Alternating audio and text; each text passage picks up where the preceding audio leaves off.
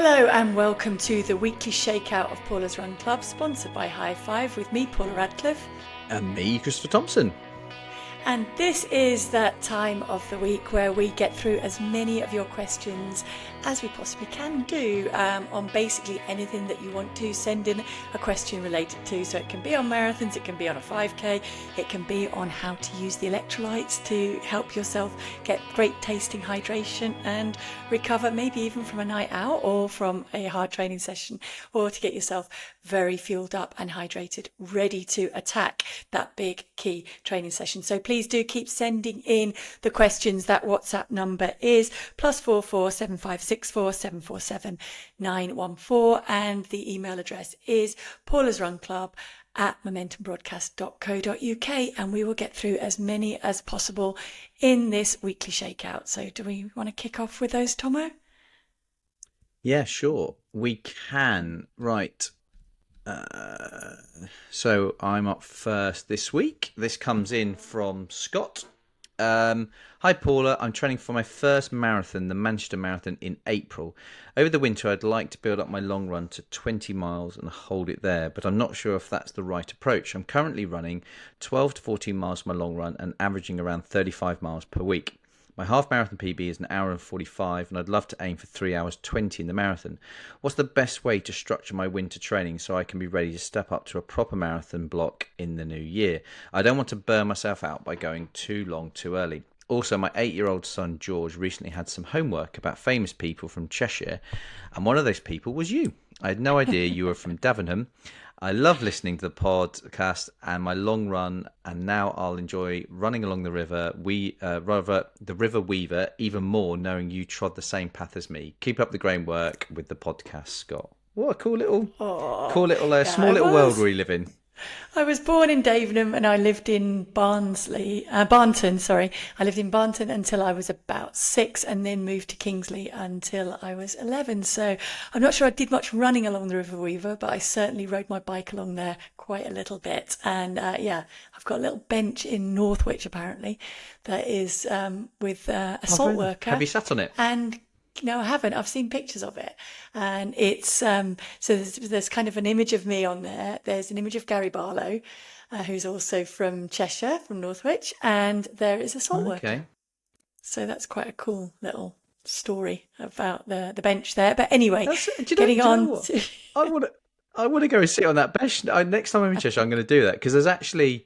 For those people that know the West Country in Cornwall, Gemma's from St Austell, and there's a mural of her on the wall in St Austell town centre, and you've got people from the area like Jenson Button, Nigel Martin, the England goalkeeper, and Daphne du Maurier. There's a few of them on there, but there's so many cool little things like this around the country of just nods to people. But I didn't know you had a bench. I love a bench. I love a bench and a chat. So I need to go there and sit on your bench.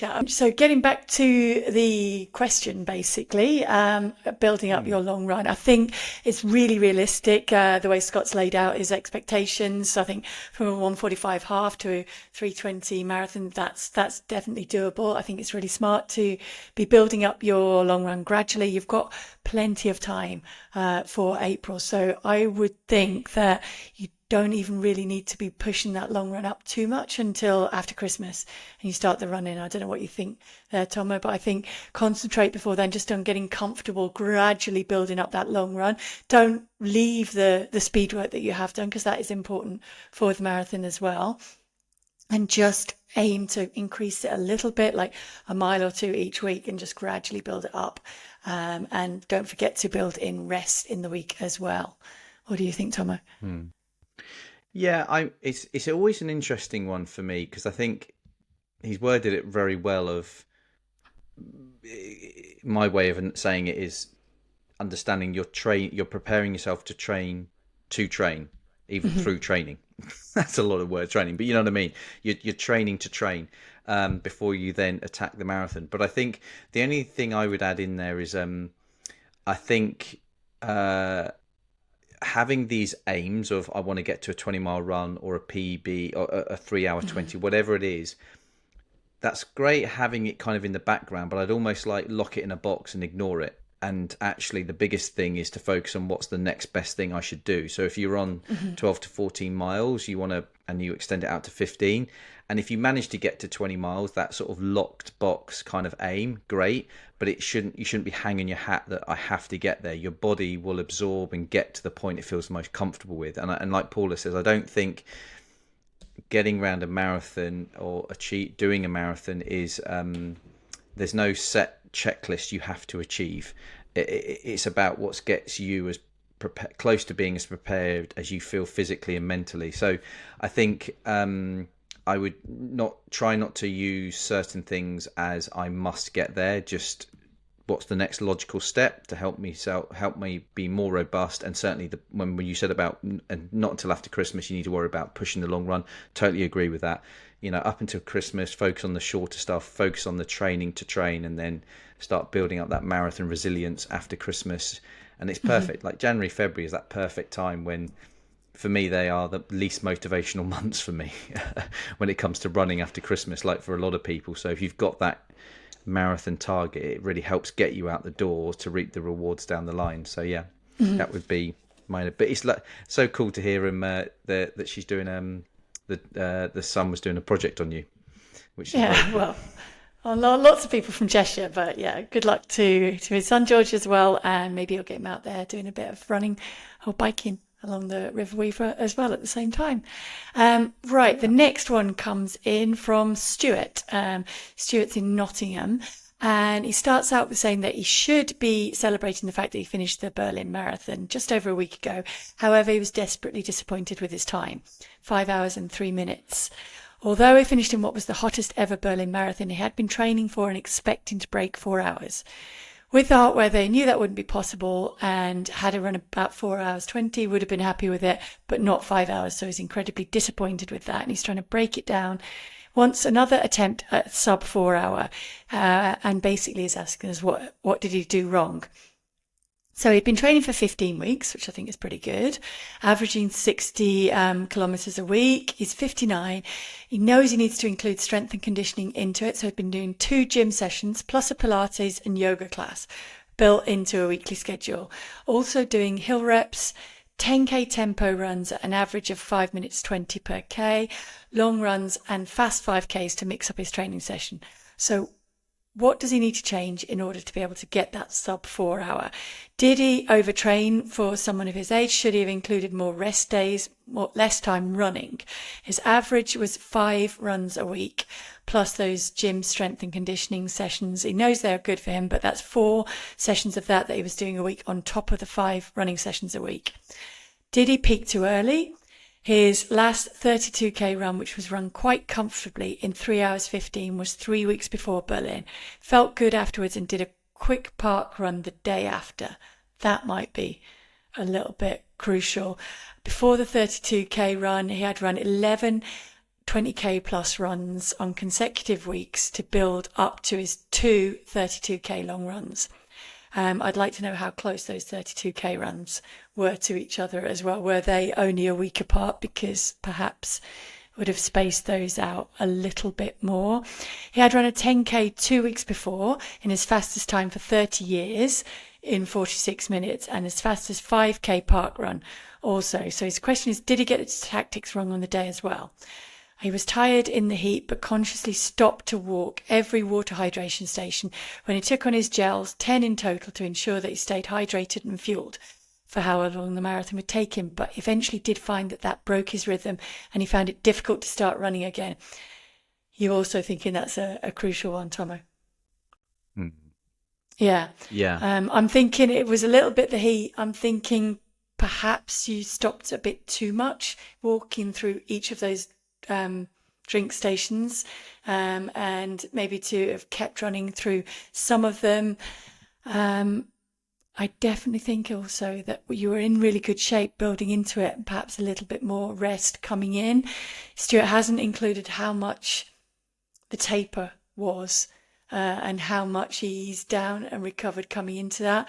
I would suggest if you're doing that much strength and conditioning, kind of the couple of weeks before, certainly the week before, you can back off completely on that, and just make sure that you really do ease down into the race. So I don't think there was anything wrong with the training. I think perhaps a little bit more rest and recovery in the build up. Do you think, Tomo? Yeah, it's a real tricky one, this, because fair, Stuart's been very thorough in what he did and how he explains it, which is great. And this is always the thing about marathons, is there's so many variables that can make a big difference to the end performance, which again, part of what makes it difficult and part of what makes it great. And like you say, I think with this, there's not going to be just one reason. There's going to probably be lots of little things, because you are in good shape. Like, part of my brain is looking at the taper and going, they are very good. You're clearly your top end to run that faster 10k and 5k that close. But in my head, I'm thinking, did you do much did you back off the length of run? So was it like 3 weeks before you ran over an hour, for instance, which you can kind of you can almost move your body away from the fact you're trying to run a marathon too much, and actually detrain a little bit of that kind of marathon muscle kind of memory. And like you said, the stop-start bit on the marathon day might be a signal to that. I think that certainly to do the 32k 3 weeks out is there's no, fundamentally there's no big glaring kind of you shouldn't have done that, if that makes sense, at all. And the weather, the big problem in all of this, and it always is a real difficult thing, you could explain a lot about what happened in Berlin through 27 degrees that it was on the day. You can explain a heck of a lot around that. But I do wonder about how much maybe a bit more slower running in the 2-3 weeks leading into, and maybe a bit less kind of intense stuff, higher end stuff, because a 10k and a 5k, that will really smash your glycogen, and you're trying to build those stores up before a marathon. So what do you think, Paul? I know you've kind of semi-answered this, but I think Stuart's got all the main bits in there. I think it's great. He's recognising the strength and conditioning. He's doing all of the main parts of the training. He's built up his long run. I would perhaps say, he's got 11 20k runs plus the 2 32k runs. There's not much in between there. So I would suggest bridging those up more, like moving from 20 to putting a couple of 25s in. So cutting down the number of 20k runs and moving up to some 25s, 27, 30, and then a 32. So it's kind of peak and come back down. So your 32 could even be a little bit further out, like at 5 weeks, and then drop down to a 30k and a 25k as you kind of build closer. So then you're getting more of a taper in, as you've said, and kind of one or the other of the 10k and the 5k, not smashing them both out in that time period as well. And like I said, just being careful about how many of those gym sessions, Pilates and yoga are great. Yoga is kind of working against the marathon a little bit in terms of we're not that flexible. Marathon runners are not that flexible. So yoga might be overstretching those muscles a little bit when they're tired and fatigued, because you're already building up the mileage. So if you're going to give one of those, I would just back off a little bit on the yoga and keep on the Pilates and strength, but not in the week before the race. I would back off all of that and put the emphasis on recovery and making sure that your muscles are really well fueled up with the glycogen levels in the week before the race. And also, as you said, the really good point, sometimes a marathon just doesn't go to plan. And there is no reason, and it's not the training that's to blame. The training is in the tank. This was just tough conditions on the day. Maybe you stopped and walked a little bit too often through that race, particularly in warm conditions. Maybe it's easier just to jog through some of them, just to go a little bit slower, but keep running and make sure that you focus on the hydration and really getting that hydration into you, but stopping a little bit less often on the next one. And I think to try and summarize what I'm trying to say in my head, if you look at your last 3 weeks before you ran Berlin and then compare those 3 weeks to the 3 weeks before you ran your 32k 3 weeks out, and you compare the two of them, it's not a case of they need to be the same, but I think one thing you should look at and say, how different was it? Because if in terms of the stimulus, because you've gone into a lot less running but high intensity from doing consecutive long runs, and you felt a lot better when you went to do that run. And I think that's what I'm trying to get at is yes, you're trying to reduce the training, but you're not trying to completely change the playbook of what you're trying to do. You're not trying to effectively change the stimulus too much. You're just trying to reduce the stimulus. So I wonder if there's a bit of a thought process there that you almost altered the stimulus a bit too much.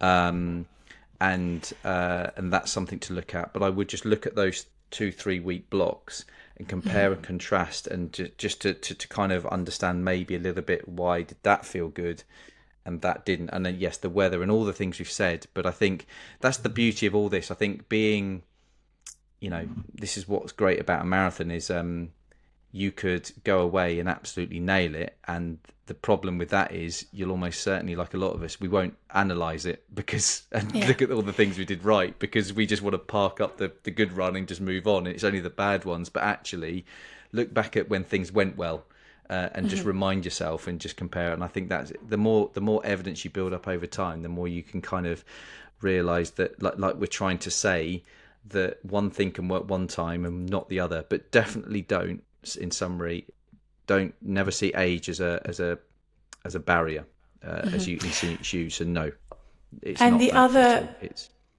thing that's just occurred to me is Stuart doesn't put down the breakdown of race splits and how it went during the race.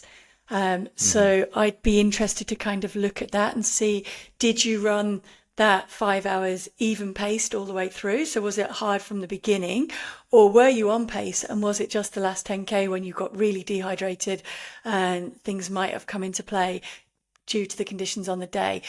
So I'm interested to see where he lost the time from where he would have expected to have stayed on pace. That's a good point, during that. So perhaps look back at your splits there and see what you went through halfway at, what you went through 30k at, and then kind of use that also to look at the training again with a different view of it, and maybe get some answers from that. But yeah, awesome. don't And good be luck, disheartened. and hope please don't be disheartened, but good luck. And hopefully there were some bits in there that you can go away and have a play around with. Right, this one comes in from Danielle. Hi, Chris and Paula. Absolutely love the podcast and all the knowledge shared, especially in the Shakeout episode. Thank you very much. You're listening to it now. I thought it was very fitting to get in touch, especially given the sponsor is now HIGH5 and their gels have been vital to my recovery. More on that in a bit. Okay, I'm hoping for some encouragement and also hope that my experience may help everyone else who is struggling from the same thing to know they can recover too. I'm a 35-year-old female recreation runner that has been running for around 15 years. Running has always been something I love, but unfortunately I also used it as a weight loss management tool. And last year I decided to overhaul my diet and cut out most ultra-processed foods.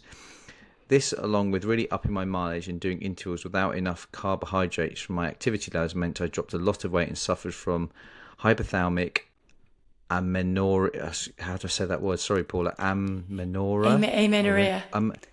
Amenorrhea. Sorry. So hypothalamic amenorrhea for 11 months as a result of low energy availability. I've spent the last 8 months focusing on recovery, drastically decreasing my mileage from around 50 miles a week to 7 miles a week. Dropped any intensity work and sought help I needed from a sports nutrition counsellor. Shout out to Rennie McGregor and her team. I have now had 3 menstrual cycles and my blood work, iron, hormone levels are back in a really good place. I've restored 30 pounds of weight, which I needed to do, and I'm coming to terms and peace that set my point weight needs to be higher for my hormonal health. My eyes have been opened during this process and how to feel an active person as a female and to what health means to me. I'm slowly starting to try feeling fit again and slowly building up my mileage and strength in a safe way. Do you have any encouragement or tips on how to start building up, as I would love to be able to run a half marathon again in the future? Thanks, Ellie. What a brave email to write in, and for being so open and honest. But Paula, do you want to start the ball rolling with that one? Yeah, absolutely. I mean, I think it's great that Ellie's got the support and from the nutritionist and from her own understanding. I think it's something that we've talked about when we've talked about fueling in the past, haven't we? We've talked about it with Wendy, and we will do when we go back to talk to Wendy Rogers from HIGH5 on the fueling aspect. But it's very, very important, particularly for females, but for everybody, that we fuel our running, and that there isn't this perception that thin is faster, because thin is only faster in the short term, and it's very unsustainable. You will run quicker when you start to lose weight in the beginning, and then your body will start eating itself, basically, and you won't have the energy to keep going and to run as fast and as strongly as you want to. And so at some point, you're going to have to recognize that your body is able to do great things so long as we give it enough fuel and support. And I think that's where Ellie makes such a great point. And I think you're in a good place now, Ellie. You're understanding that there is everybody has a sweet spot, don't they, where they feel good, they probably actually look their best, but they perform their best, and that's the most important. And if we keep giving our body all the building blocks that it needs to fuel the training, but also to recover from the training that we're doing, and to sleep well, and we give it all the sleep that it needs and all of the building blocks around it. So it's not just about nutrition when we're talking about supporting your running in the best way possible. It is about making sure that you stretch well, that you get regular massages, that you get in the ice bath, Tomo, and that you that you most importantly just give it enough sleep to recover well and to use all of the fuel that we're putting into it. And so I think recognizing where that is really important. I don't see any reason, Ellie, that you can't build up to running a half marathon in the future, so long as you basically keep on an even level with the amount of fuel that you're putting into it and the recovery and what you're taking out of it. So if you think about it as basically a tank, and you're filling up the tank the same as you do fill up the tank in your car, to be able to go a certain distance, your internal petrol gauge, if you like, you've got to be able to tune into and know, is it up to fuel or is it not? And if it's a little bit underfueled, then think about what training you're going to do that day or not do that day, and maybe putting off that key training session or putting off that training session until you have got enough fuel in the tank to be able to sustain it and to recover well. And then you're going to quickly start seeing improvements in race times and in training times, and that will be a good kind of tick in the mental category that, yes, when I've fueled correctly, these are the kind of sessions that I'm able to put in the training diary, and that helps me to perform well in the race. And so thank you for, as you said, Tomo, writing in with that question. I think probably put into words things that a lot of people are listening to, and lessons that many of us had to learn at some point in our racing and training careers, that you have to respect your body, you have to respect the marathon, and you have to put enough fuel and energy into that tank to enable our body to achieve what it can do. Yeah, absolutely. And I think I would summarize from my point of view that we have to be very honest with ourselves when it comes to understanding what is training fatigue and which you get from training hard, and that's part of running, is being tired and recovering, and what is going too far, whether that's overtraining or under eating or whatever it is. And I mean I kind of, in my brain, I classify it as what's adrenal fatigue and what's training fatigue, and the kind of things I think about. So when she says I want to, how to build up safely, I would look. It sounds simple, but it's true that if you just look at how you are between training sessions, are you more irritable? Is sleep becoming harder and it's harder to relax? Do you feel more on edge? Are you finding yourself struggling to cope with just simple tasks? These are all signs that your body's kind of not totally, that kind of equilibrium's not quite right. And when you are training in a healthy manner, it fuels the rest of your life. It doesn't take away from the simple things. And I think if you think about how you feel between running more so than how you feel when you are running, because it's really difficult to analyze fatigue when you're running, because we feel tired whether, regardless. It's the bits in between that kind of gives you the kind of the subtle signs of, I'm not handling things quite right, and my balance is not quite all there. So you will get there. And I always say to any athlete I've worked with is, when you're running hard and you fuel appropriately, your body will find the right level it wants, and it will almost tell you itself, rather than you telling the body this is what you should eat or this is the amount you should eat. Let the body tell you. And that's kind of a shift of a mindset of it's kind of you don't need to. Your body is an incredible machine, and it's the best gauge of what you need and want, and it goes through everything. And so listen to what it's telling you. If you're feeling hungry, thirsty, give it that. If it's feeling sleepy and tired, give it that, because it will give you back in spades just by listening to those inner kind of messages that we kind of get. But that would be my take. I have to say there's been times in my life where I really ignored the messages of how much life was getting on top of me, and it was because I was overreaching in training. I wasn't getting the training balance right. But it's hard to be honest with yourself, because when you're irritable, you think the world is irritable, not you. Yeah. You know what I mean? It's like, no, you're irritable, not me. No, Chris, it's you. No, you are. It's like, it's difficult. But yeah. So good luck, hopefully, and you will be back. Honestly, athlete, this is something that, yeah, it's not easy, but well done for recognizing it and doing something about it. And I'm sure you'll be at a half marathon soon. So good luck. And yeah, good sign that your body is functioning healthily is when you're getting regular periods as well. So that is a good, healthy state that you're in at the moment. So just keep maintaining that. Right, moving on to a WhatsApp one this time. This is from Stuart. And he says, hi, loving the podcast, got back into running properly last year and has lost 2.5 stone thanks to being consistent with training. Absolutely buzzing this morning because when he was sent the message, because he'd smashed his PB by 7 minutes in the Great Scottish Run, running 1 hour 36 minutes. It's his third half marathon this year. He's gone 1:46, 1:43 and now 1:36. The podcast has been really helpful on the training runs. He's got one more half this year and then the Malaga Marathon in December and London in April, running all of those events for the Teenage Cancer Trust. Thank you. To celebrate his brother being 10 years cancer free. That's a great reason.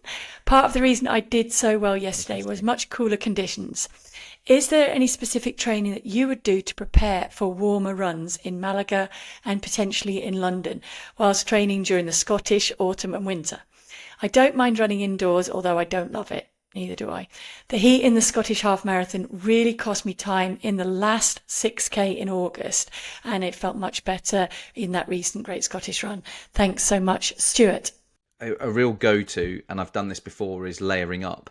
And just, at the end of the day, I always go back to your heart doesn't know what's going on outside the body. It just knows the level of stress and heat it's under, and so it will just beat faster based on what's going on. So layering up will give you the same effect as being somewhere hot. And I think it might feel a bit more restrictive. I mean, I don't like having lots of clothes on because I like to feel like free and fast, but be sympathetic to, paces might be a little bit slower, not just because you're getting hotter, but also because it's quite restrictive wearing clothes. But I think that's something. Also, saunas are a great one.